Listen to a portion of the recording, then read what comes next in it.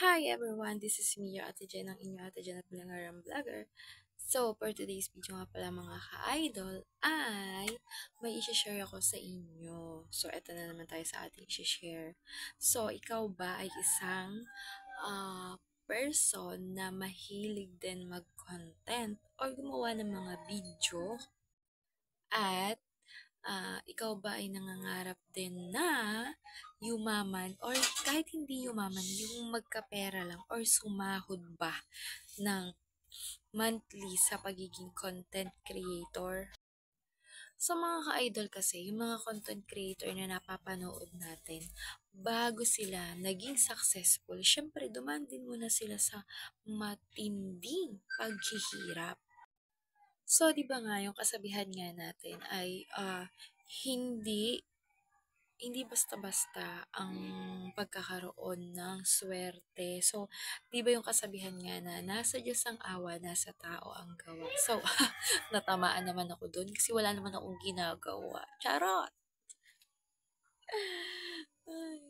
So, ganun nga yun, di ba mga ka-idol? Siyempre, kung ikaw gusto mo maging isang content creator, so, ang dami-dami mong kailangan gawin bago ka maging content creator. Nandiyan muna yung kailangan mo, tanggalin mo yung hiya mo, o diba?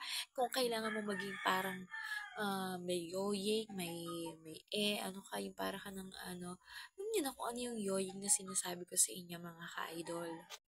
So, hindi ako sikat na content creator, Hindi ako sikat na content creator at hindi pa rin ako nakakaranas na sumahod sa pagiging content creator, mga ka-idol. Pero ito lang yung masasabi ko sa inyo mga ka-idol. Masaya maging content creator kasi napapasaya mo yung ibang tao.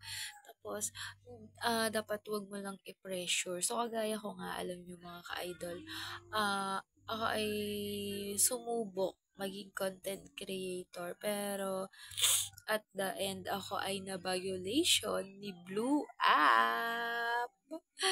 Ay, nako. Oo, mga ka-idol. Yung account ko sa aking Blue App ay na-violation, which is, marami na siyang tools na bukas na talaga. So, nag-earn na ako ng star.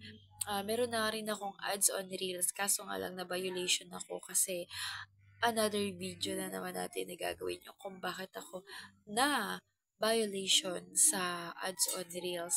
So, meron na rin akong bonuses mga ka-idol. Alam niyo, yun yung napakaganda, bonuses. And then, meron na rin, wala na lang ako ng ads on Reels mga ka-idol, which is yun yung pinupuno ko dun sa aking Blue App, pero na violation ako.